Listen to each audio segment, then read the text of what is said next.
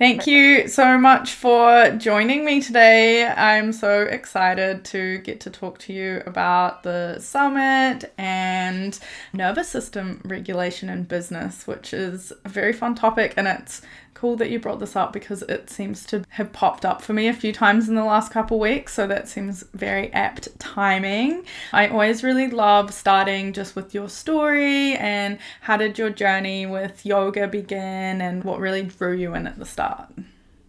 Oh, thanks for having me, Adrian. I appreciate that. I start with my story all the time, and what I share always changes. Like, where do I start? Okay, I was born on July the 18th. What brought me to yoga is a history of growing up in a somewhat abusive family, very dysfunctional. How about we call it that? And they were weird. So on top of being super dysfunctional, they at some point when I was a teenager got into crystals, got into not necessarily yoga, but meditating. Shirley MacLaine was a thing, and she would meditate on the chakras. And I found these videos and I would do them, but I would be like hiding. So I was about 15 when I started doing that, and I'm now 45. So I've been practicing yoga for about 30 years now, which is crazy that I've done anything for that long. And it was just a way in all of the dysfunction to feel a little more at ease and peaceful. And then a little while later, I was living in northern British Columbia in the middle of nowhere. And I head into the grocery store and they have these videos with Rodney Yee. And I tried them and the workout was really good. And I felt different after it. So I continued to practice yoga like via video in my attic and I became a mom and I became a nurse. And at some point I really loved like the emergency nursing aspect of things. So I wanted to move to a place that had a trauma center. I wanted to be a trauma nurse and I got to join like an actual studio. The studio was great. I eventually did my teacher training. So I'd been a student of yoga for 14 plus years before I started taking teacher training. And I also was in med school. I got fast tracked into med school and was going to leave my burnt out career as nursing and enter into the burnt out medical field as a burnt out doctor. And I found that there was so much more to yoga. I thought I wanted to be better at the poses, and I found more. And so I started teaching immediately and knew I'd made a mistake by going into med school, but I'm still paying on that. And it felt really difficult to get my family on board for me just leaving that massive debt to pursue a career that I thought you'd make like $1,000 a month hustling. So I did actually end up creating my business, ended up leaving nursing, leaving med school, and teaching yoga full time, which has now been for over 8 years, bringing in income through yoga and a very decent income. But I can tell you Cool. that whole time has been like up and down. And that is where I've learned nervous system regulation and how it affects your business. Yeah, I'm sure there's plenty of places to practice that there. What drew you into the emergency side of nursing, can I ask? That's such an intense place to choose. Fair. I think overall, an adrenaline addiction. Makes sense. Yeah. Yeah. Being a caregiver and wanting like Yeah. to be constantly stimulated for sure.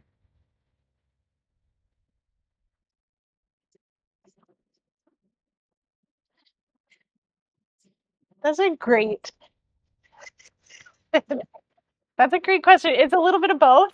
I still do find myself in a place of wanting the adrenaline hit here and there.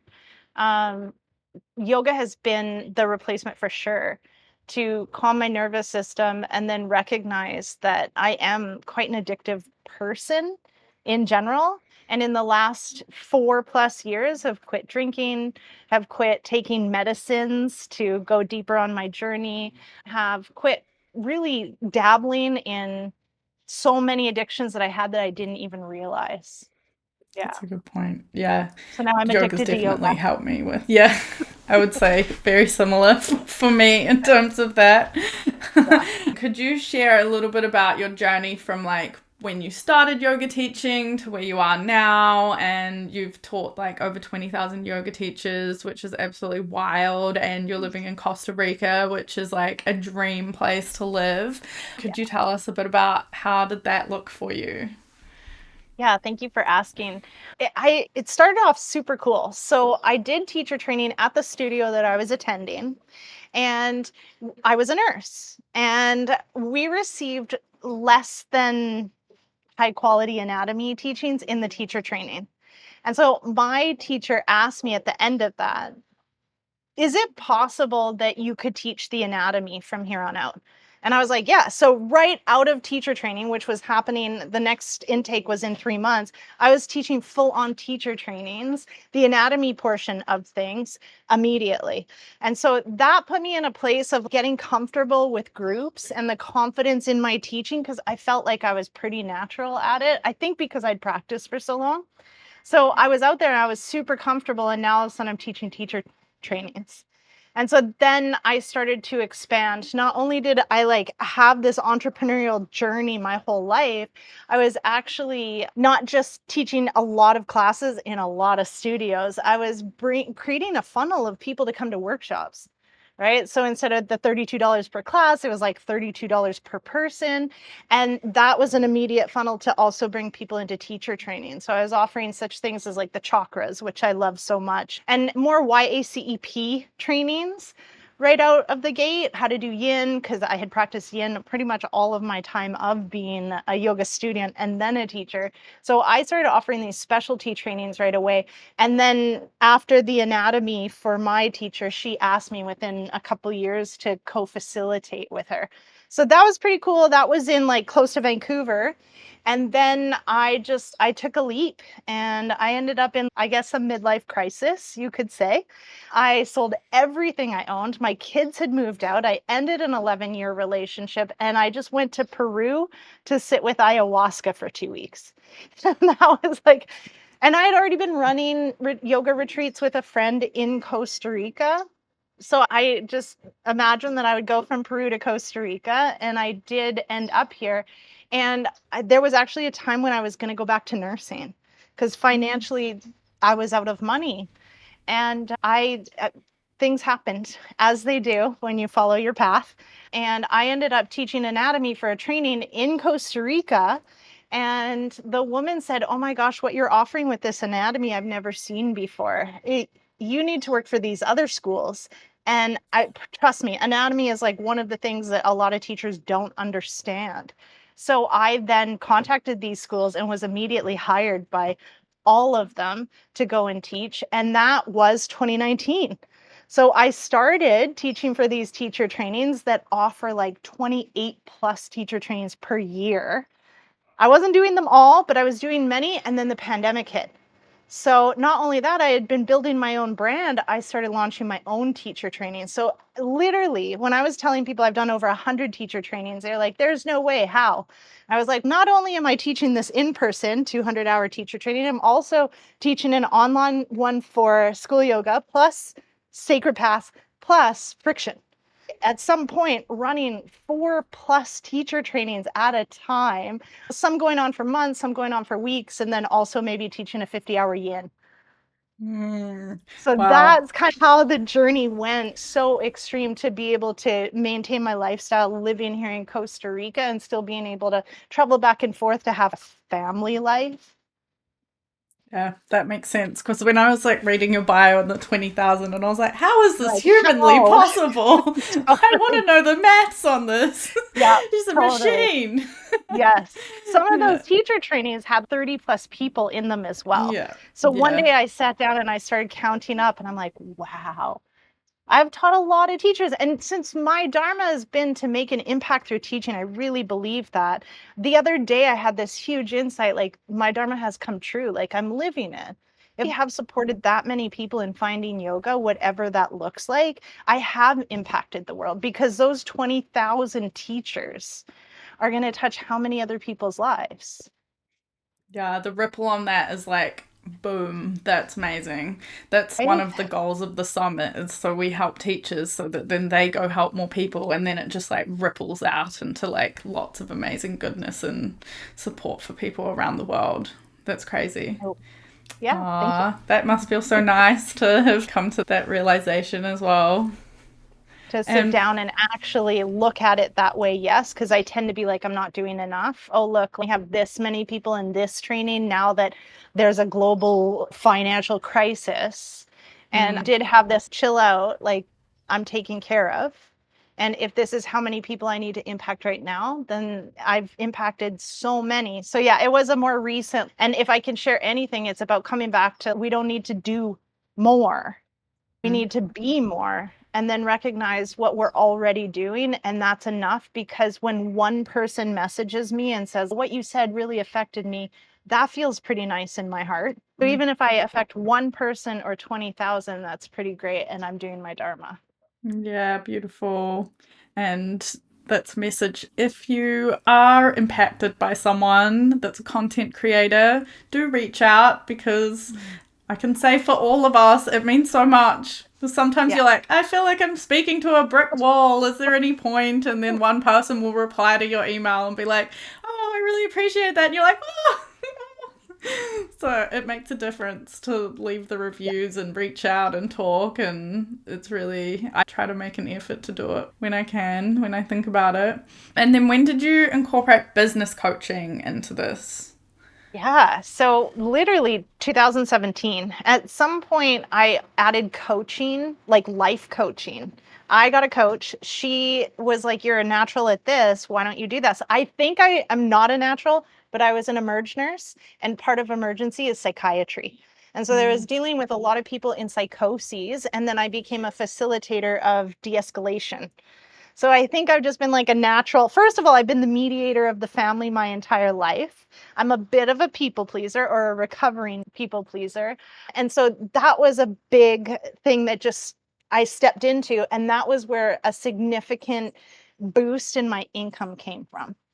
So I had a conversation with my teacher at the end of teacher training. Hey, I think I made a mistake, but as an ER physician, I'm going to make 20K a month. So I can't just quit. And I just put $200,000 into med school. I can't just quit. And she said, she just said, pick a number and then make it. And the way she said it, it was like, oh, okay. And I Is did. that how I, it I works? know that's it. Within 2 years. So that was 2014 that I graduated. And by 2017, I was setting up an incorporation because if I didn't, my taxes were going to be about 90K that year. So I did at some point step in with my own business coach to bringing in 20K a month as a yoga teacher, which is why I quit med school and why I quit nursing. But then I started to bring in $40,000, $50,000 a month coaching, life coaching people. And she was my business coach. And so how you do anything is how you do everything. So I just started business coaching other yoga teachers because how am I making 20K a month? And then now am I now making 40 and 50? So then I started charging really high prices because that's what my coach told me to do to teach people to bring in 10, 20K themselves. And I was quite successful with that. So that was where then I started spiking up even higher in the months, which then leads to like nervous system deregulation or dysregulation and like where I started to learn about this because of this up and down with finances, like so extreme. 60K months from being a nurse, like that was a lot. So, anyways, that's how I got into the business coaching. 2017, I started offering something called Kick-Ass Yogapreneurs. I think when we first met, that's what I was offering as my business Yeah. coaching. And ever since then, I've been supporting people and coming into their Dharma, like literally dog groomers, macrame makers, and the idea is not just working with spiritual business people, but like specifically yoga teachers. So over the last few years, I've really been like so wide and everybody to no, yoga teachers are my jam. This is my knowledge and my expertise. And so it continues to grow as I get more specific with who my ideal client is as well. That makes sense. And I guess it helps doing it a little bit broad though as well, because you will pick up different skills, I guess, with lots of different types of people that will then still apply later on. And you touched on nervous system dysregulation. We've talked about that. For anyone that's like familiar, like what does this mean in the scope of business? Like what is this? Great. So because it is thrown out there so much, like what's emotional intelligence? What's the big deal about the nervous system? A big part of what I offer within the Modern Yoga Teacher Mastermind, the specific business coaching course, is that we're actually going to start far back from what to sell and how to sell. We're going all the way back to when you're a child so that you can become aware of what your stories are, right? We have a conscious and a subconscious mind. The subconscious mind is formed when you're a child, and something usually happens as a baby where you start to create a story of, I'm not enough. And this is through all of our senses. Like your parents maybe did say you're not enough, but most likely they didn't. But when you spent 3 hours coloring inside the lines and then was like, look, mommy, and and she was too busy and you found it in the garbage later. There was like, oh, I'm not enough. There was a Mm, story based on all of your senses, including seeing your picture in the garbage, where you realize, oh, even if I put in a lot of effort, it's not enough. And then decided to behave a certain way from there, whether it is, I'm going to be perfect at everything, or the opposite of, no, nothing matters and I can't depend on anybody else. And mm-hmm, then we tend to know that in a subconscious way, but not a conscious way. And then we attract in things that continue to prove that to be true. We need to look at the stories because the pattern is formed. So your nervous system wires based on the pattern. Okay, I'm not good enough, so I need to be more perfect. So I'm going to behave this way and look at it's still not enough, but I get better attention from this behavior, or I get attention period from this behavior. And without knowing, then you grow a conscious mind at the age of 12. And then you have this part of you that can talk to yourself, but you already have these stories implanted. When I was 6, my dad said something about, so what if you're a couple pounds overweight? So at 6, I created my story that I continue to live out as a bigger body. One of the mm-hmm. super healthiest, I've run a marathon. I like do all the things, but I still have this big body that isn't letting go of weight. How is that even possible? Because it's like a really ingrained story. So when you are in that place and someone consciously says, oh, you're beautiful, then the idea is that you'll reject that subconsciously. No, I'm not, I'm fat. Don't. And then you continue on wired a certain way. And if you aren't aware of it because you're unconscious, then that is, you suffer and then you blame everybody else. But you're also in fight or flight because there's that picking of you're not enough. And inherently, we already know Russian baby studies, if you've ever heard of them or not, right? We need love to live. So the Russian baby studies, there were all these orphans from one of the wars, and they did these studies, and either the babies, they were fed and they were changed, and that was it. They weren't loved, and they had 100% mortality rate, almost, in most of them. So what we know inherently is the nervous system knows we need love from these people that are raising us in order to survive, but we don't end up like growing past that. So we stay in fight or flight. I'm not enough, I'm not enough, I'm not enough. And we operate from fight or flight. And when you're in fight or flight, just think of getting into an argument with someone. How do you usually show up? Like a child, right? Like mad, screaming, stomping, or running away, or whatever that looks like. And so then you are dysregulated. You're not calm. You're not able to act from a place of like logical thinking. And that's what fight or flight does because it just needs to save your life. Regulation is the opposite. It's where we're able to be emotionally intelligent. So we have emotions, we need to release and acknowledge our emotions, but we're not toxic. We don't scream at everybody. So regulation is a way that I can see the situation from a logical perspective instead of an emotional perspective. And then I can show up in a different way. Is that landing like a good Yeah, that definition? makes Okay. sense. Yeah. Then how do we like tie this into like actually our business if we are Right. dysregulated or we Right. have these Love little this. stories? Because we might not even always be aware. Obviously, like you got to dig deep for some of these. Mine is I'm too loud. That's one big Okay. one. And I talk too Okay. much. And I know I can see how that stops me wanting to show up as a lot. So, can you give us some examples like how these kind of Yeah. affect us, even if we're not Yes. aware of it? I love that. And I'm going to use My stories if you're example. okay Yeah. with it. So Yeah, that's all if good. if you're too loud and you talk too much, we could even dig deeper into so what, and then there'll be more stories that come up. I'm stupid or I'm not smart enough or something like that. We can dig deeper, but like you also are the leader of this really, now that I see behind the scenes of what happens in this summit, it's massive. Like the amount of resources, all the work that you're doing, it's huge. And if, and you now are making a huge impact. But if you are too loud and you don't talk enough, are you actually going to own your knowledge?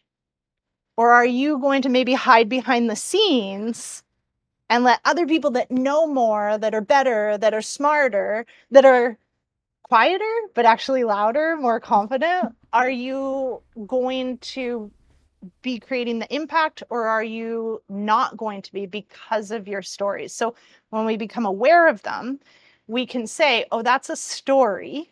I'm not too loud. I know what I'm talking about. Yeah. And then we can show up from that place, not from a place of I know everything, don't argue with me, because then that's another story. But it can affect our business if we allow imposter syndrome to get in the way of us showing up as we like truly are supposed to. I don't love using the word supposed to either, because it means if you're not, then you're wrong. And can like the actual runnings of our business bring these up and cause dysregulation? Are we able to get triggered? It is a very vulnerable place to be running a business. Yes, it is. That's the thing. So I have the perfect example. I have been teaching 300-hour teacher trainings for several years now. And Friction decided when COVID was happening, Friction, my yoga teacher business, is going to offer a 300-hour teacher training. So I did it and it was online. It was super successful. Everybody was like super stoked. And I thought, why don't I do this in person? And since I've been teaching for other schools, I know what to do. So I offered my first 300-hour in-person 1-month yoga teacher training. And it was the worst training I've ever had in my whole entire life. I get the lessons, I'm taking full responsibility. Okay. And there was a situation in which a couple of the students ended up quitting, and there was only 5 people in the teacher training, and 2 quit. And it was a lot. So I start with agreements and I talk about holding space. And I said in the agreements, I am here to hold space for all emotions.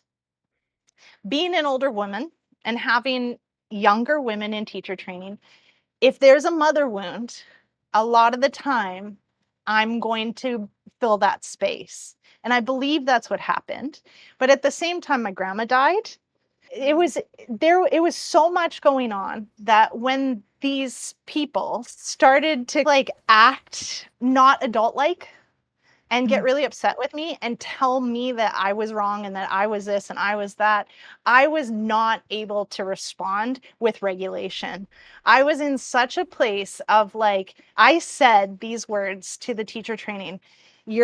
I expected advanced students and I got children. That is what I said to the teacher training. Like I could not show up in a regulated space, and I started to fall apart, and I was the leader, like I was the facilitator.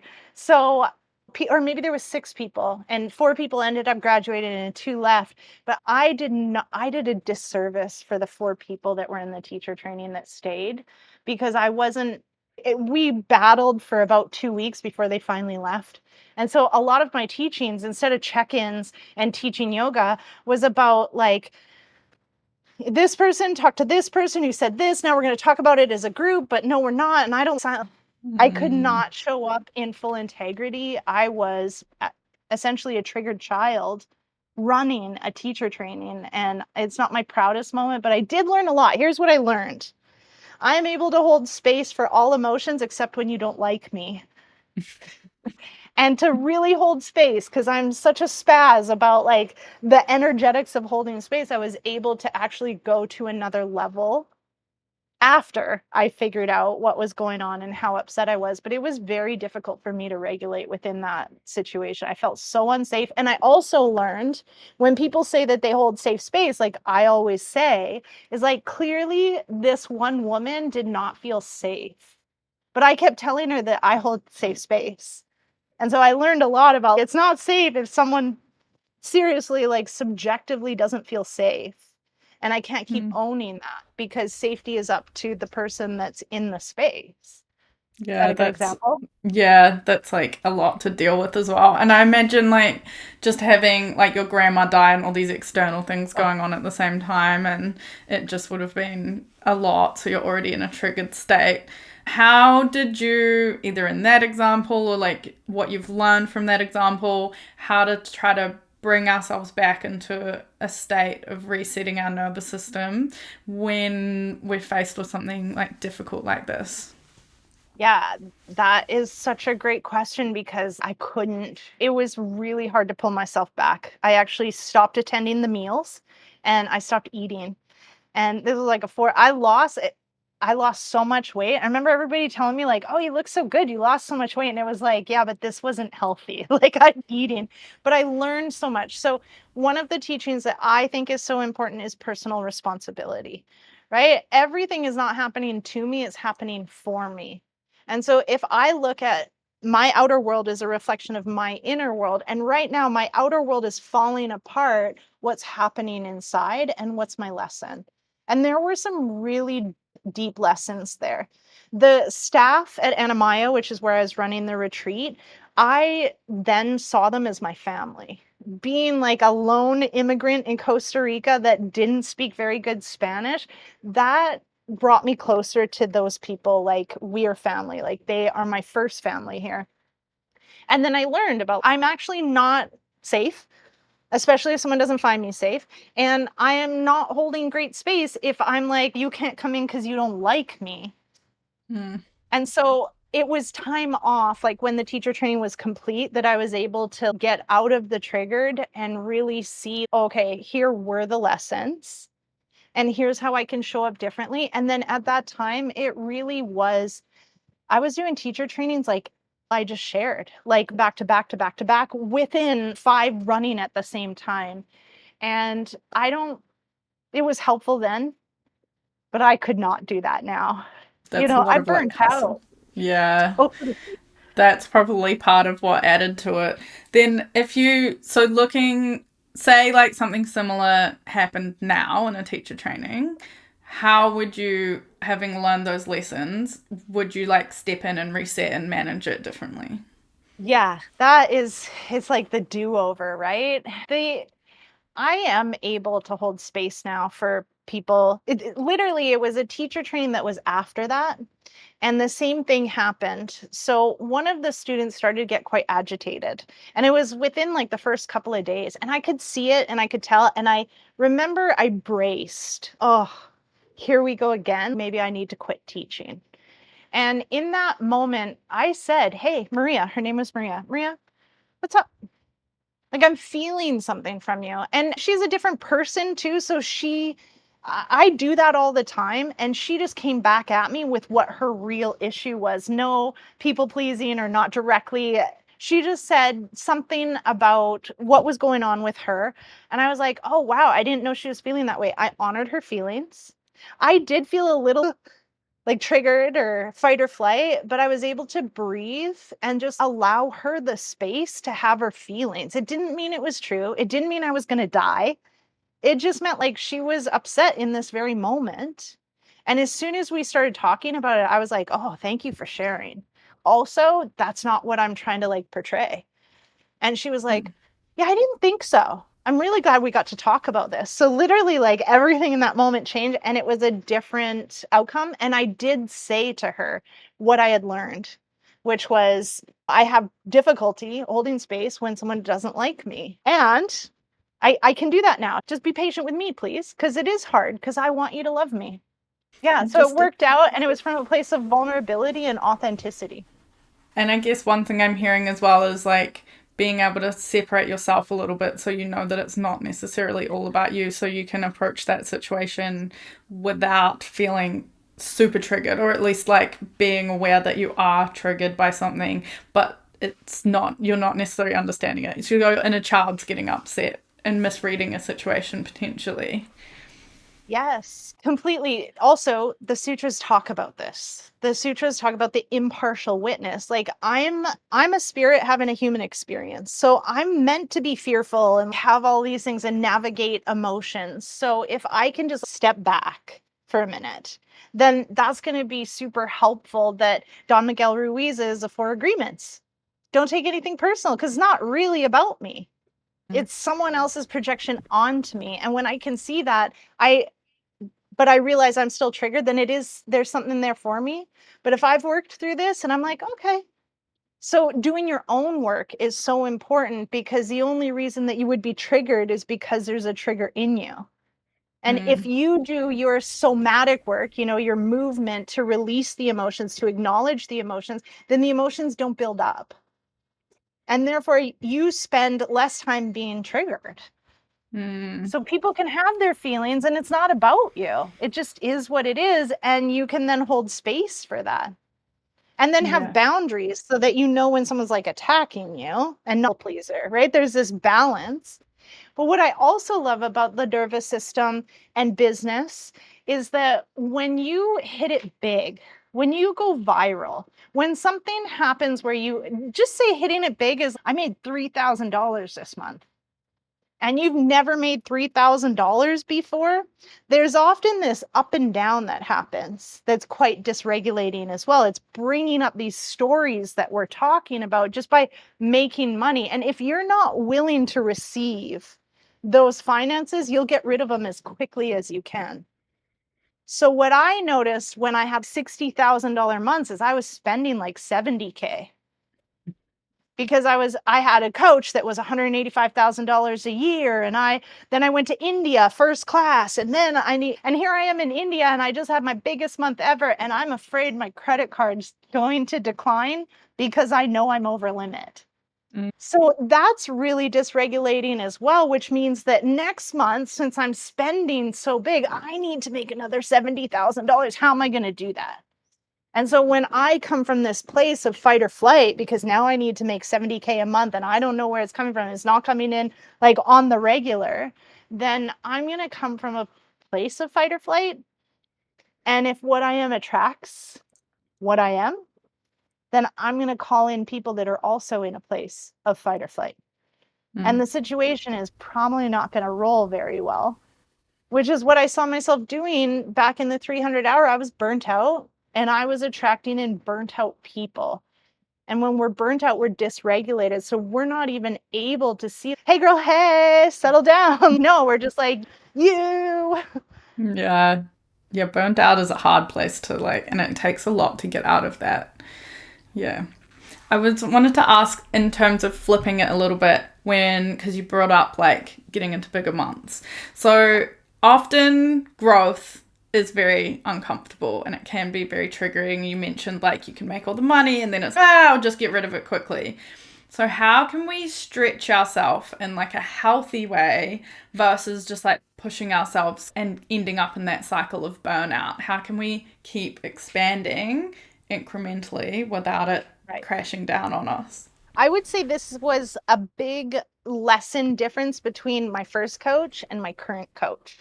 So, my current coach tells me that it's better for me to have memberships than it is for me to have pay in fulls. My first coach was like, listen, give such a big deal that people would rather pay in full so you receive larger amounts of income, and then just repeat that every month.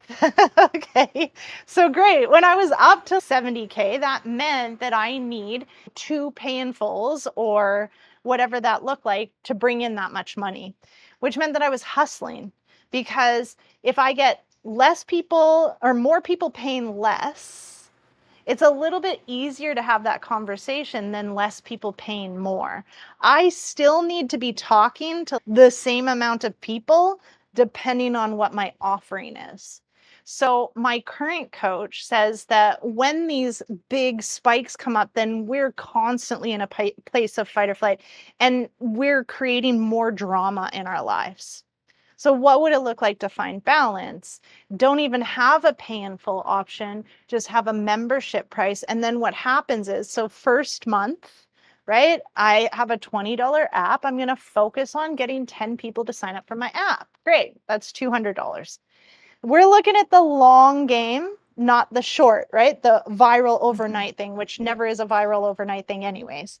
So the long game is, if I continue to do that every month, I'll be, by the time I'm at the end of the year, I'm bringing in $2,400. And if I just keep doing that, then I have a steady and consistent income of about $2,400 that I'm not hustling for. I'm just creating social media content and selling a low ticket offering. And then now that I have people in the funnel, now I can offer whatever else I'm offering that maybe they're interested in, that costs a little bit more, that they'll be willing to spend their money on, or they're probably willing to do it. Why not do it with me, since you already know and trust me? And therefore, that's how I'm building wealth, as opposed to, how am I going to get someone to pay me $35,000 twice this month? It's more of a hustle, honestly, since 2017 to now, to have 2 people pay me $35,000 a month than it is to have 6 people in the experiential teacher path and 4 people in the modern yoga teacher path and like 80 people on the app. That is much more conducive to regulation than the jolty roller coaster of dysregulation of pay in fulls. And the thing that really, when I made 60K, I did not feel that I was worthy of that. So I spent it pretty quickly, but just like a lottery winner, I would buy something like, let's say, $100,000 a year coach, because sure, I can make the first $10,000 payment, right? Because I made 60 grand this month, but the next month I'm in fear, because where am I going to come up with 10K for the coach, but also 10K for my home, plus also that I bought when I was rolling in it. It's interesting that you said this, because I remember in the first summit, so this is 2022, and I wasn't expecting this to be the answer from a lot of the presentations I received, because I asked them to talk about different things, but I got so many presentations on, you need to do a high ticket coaching, that's how you make your money. And that's definitely shifted a lot in just when talking to speakers, like what they're recommending. So I think that's interesting. That I don't think yours was on the high ticket coaching. I can't remember now off the top of my head, but there was definitely a few, and I wasn't expecting it till all of the presentations came in, and I was like, oh, okay, that's obviously there was a theme there, and that's definitely shifted now compared They to. say they business coaches say we're in a trust recession. And I think the issue has been that high ticket offerings have been what we've been told to do. So $30,000 to coach with me for 9 months if you pay in full, or whatever that looks like. And then I'm a perfectionist, and I'm also really big on professionalism, but I don't always find that. And so if I'm paying $30,000 for something, what I found out was, a lot of the time people were showing up and not delivering the value of $30,000. And they didn't have the worth of $30,000. So literally the saboteur will kick in and just sabotage all your efforts. So again, when it comes back to nervous system regulation, we were taught this for a long time because conscious capitalism was really in effect at the time. But we were also being scammed on the regular by bots, click this link, like your Facebook page is going to be declined if you don't upload your passport picture. So we have lost trust because we've spent massive amounts of money on coaches that unfortunately will also gaslight you if you don't get the results that they've been preaching. I just think of someone that's come and do this launch with me. We have $60,000 launches. We have $80,000 launches. And I have had many launches and I have never made $60,000 on a launch of my 50-hour yin training. And looking back, it's for a couple different reasons. First of all, because anyone that they're using for testimonials may have had that, but they were also in the yoga space and they were like Sean Corn. Of course, Sean Corn's going to have a $60,000 course launch because she's Sean Corn. But if you're selling that to me, and I think, oh my goodness, this person's going to talk me into 60K. I do everything. I pay the $40,000 to get into her mastermind. I do everything that she tells me to, and I didn't make it. And then I say, hey, where's my 60K launch? I only made $3,000. They're like, oh, and now it's gaslighting. You have to do the work. And it's, but I did. And I still didn't have the launch. So now we're just like, we're in a trust recession, which is why AC funnels are now getting out there of, okay, offer $17.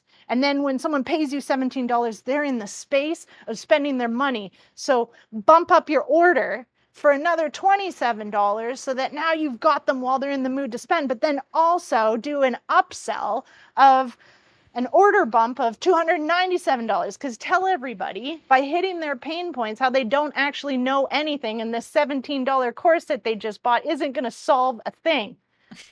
So we're just like moving into a different way to sell things that are it's like the webinar thing. We've talked about this where you do the webinar and then you're like, oh cool, I just suck at everything and I have no idea and I just spent an hour and a half learning this, and they're like, now give me 20 grand and I'll solve your problems, and you're like, I don't have 20 grand, I guess I don't learn that, then there goes an hour of my life. Cool. right. And where we're value first. Yeah.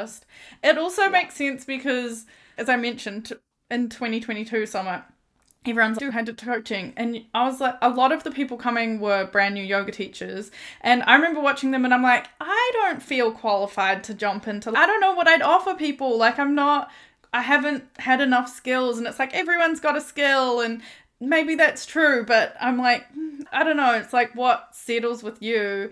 And then you've got a lot of coaches that sprung up that they've sprung up as coaches. Like they've started coaching at 20 and they've not actually achieved anything yet that they can experience, but they know the mindset sort of stuff, which is important.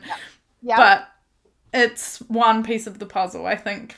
Yeah. And just when you've got a lot of them, I don't know, it's an interesting sort of landscape. Yeah, and I totally agree. Yeah. One thing I was going to ask as well, just because we've talked about like the money and stepping out of your time zone, for if that first step, because you're like, for me, like I'm too loud. So then there's like the resistance of making the content and actually sharing the things that I'm creating, which I've got to step outside. Can we like do that process in a way that keeps us regulated and is a little bit more nourishing, rather than just, for example, I'll go out there and I'm going to put myself out there like crazy for the summit because I have to and it's amazing and I love it and I'm very passionate about it, but then how do I do it so that I don't burn out once it's over at the end and I go, oh my god, I'm everywhere online now, like rather than in an empowered way, look, I did it, I'm everywhere online now, if that makes sense. It's a great question, because what you're saying, like the summit, there's a huge lead up to it, right? And then like you said, now you're out there and you just did all this work. And so then we were talking about this like privately. So then you put out like book a call, but then there's 200 people attending and all 200 book a half-hour call free. And now you've put out like 800 hours of your time of coaching people. And so that can be like very dysregulating. So boundaries are really important. Agreements and boundaries with self. So that you shared your expertise in that and said, okay, are you sure? Because think about this. And so that's really helpful, which is why I think it's helpful to have a coach, especially an experienced coach that is where you want to be. But really, it's about making sure that you're able to really follow the teachings of the practice of yoga, the teachings of yoga. And can you, instead of being reactive on the regular, can you take a few breaths before you respond?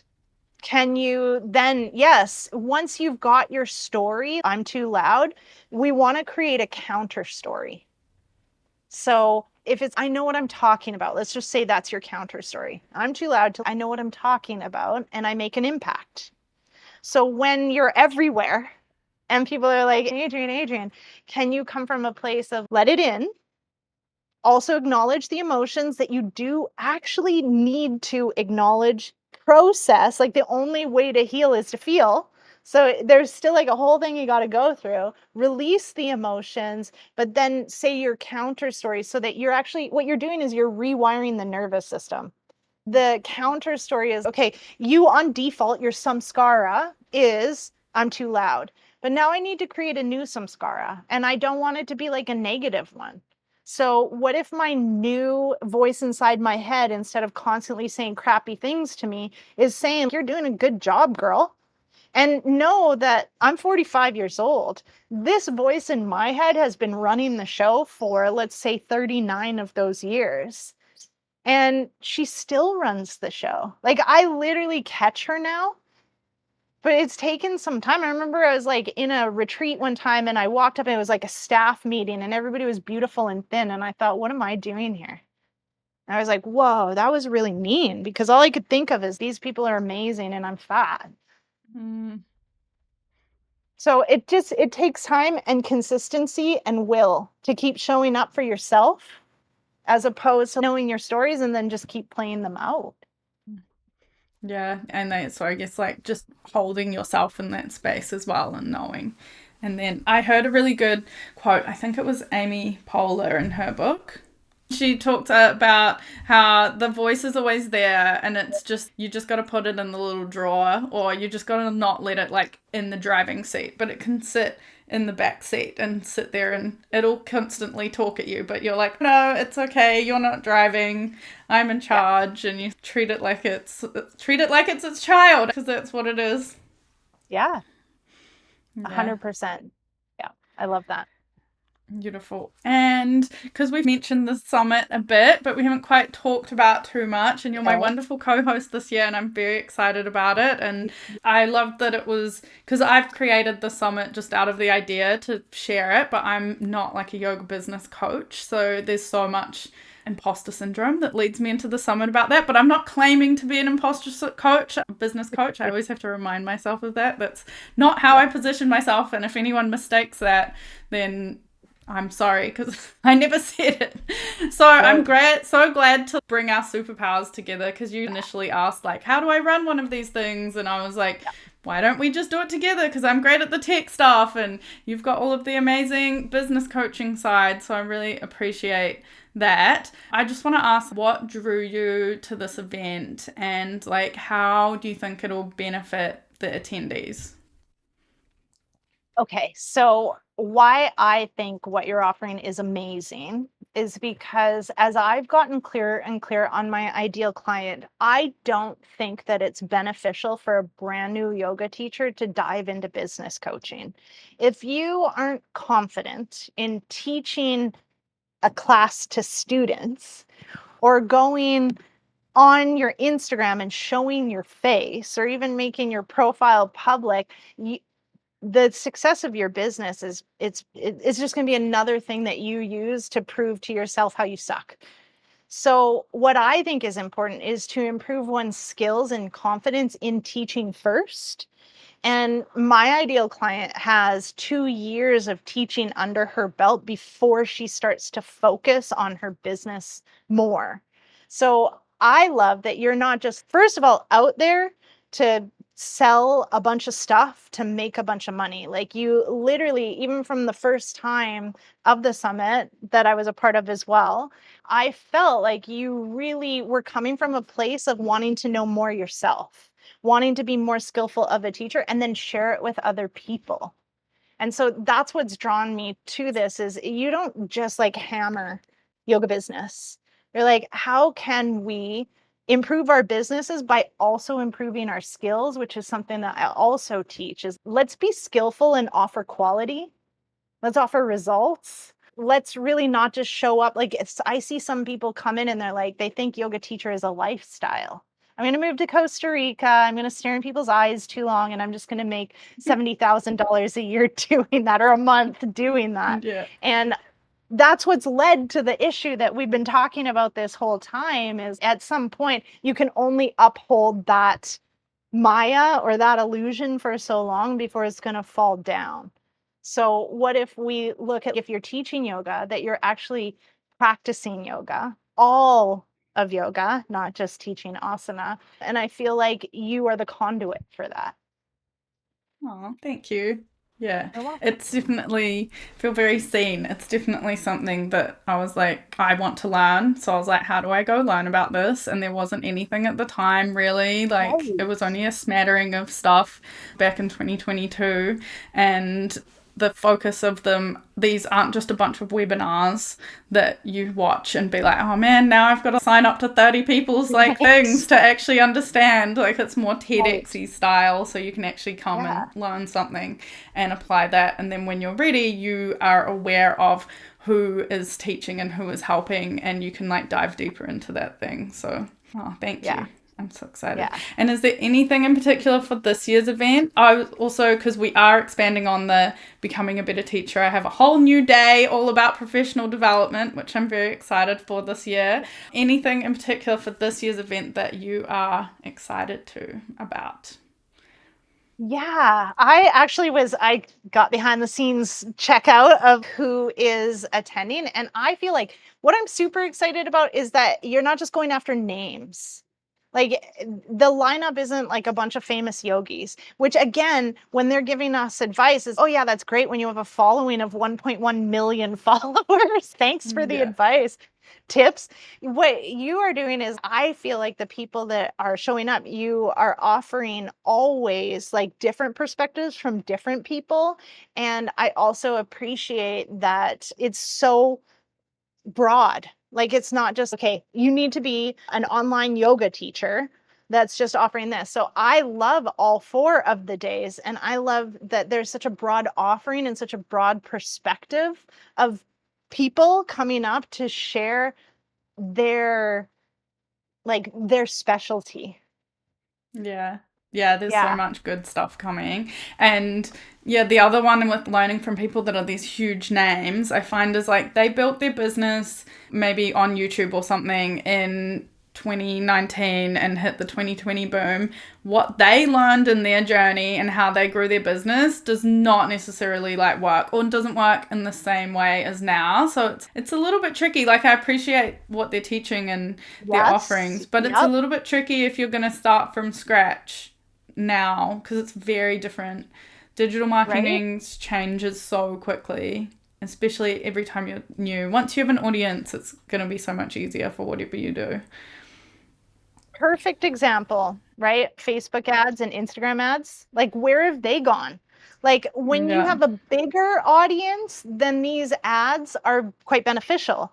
But when you have a smaller audience, the unfortunate part is you're outsourcing a ton of money, but it's not clear that it's coming back to you. Like, you show up more in the space, but someone needs to have 14,000 impressions of you before they will actually like even look at your stuff.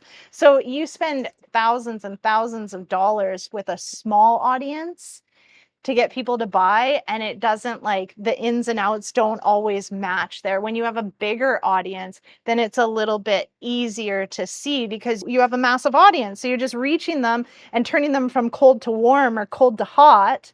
But Mm, with a smaller following, you need to like first get them, so now they're cold, and then you got to warm them up over years. That's yeah, so, it's like you were different. saying, so when we have people that have made it like in a time when that worked, like webinars, if you have somebody Hmm. right now come and sell you a webinar, like tell you do a webinar to make money and then have Facebook ads going to the webinar and then have a Facebook group, and then the Facebook groups are crickets right now.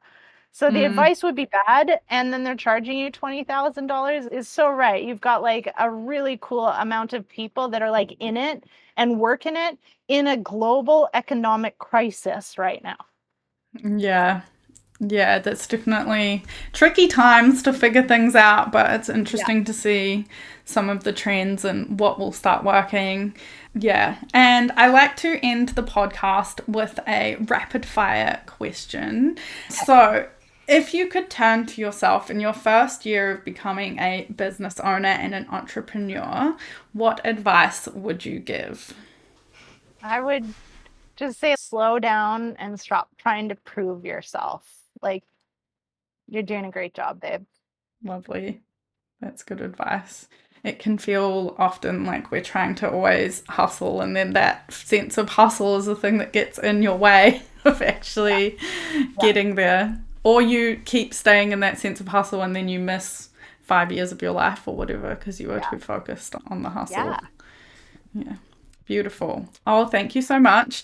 And I'm super excited to have you at the summit. And if anyone wants to come, so it is free, we will be offering an upgrade. So if you get the paid upgrade, then there's so much good stuff in there. Honestly, like I'm not just pulling numbers. There's like literally over $8,000 easily. Like I'm underestimating that for $100. So it's crazy and it's going to be really awesome, and we hope to see everyone there and come and join us and learn all about like yoga and becoming a better teacher and just like the business side of things as well. Yeah. Thank you for having Thank you. me. My pleasure.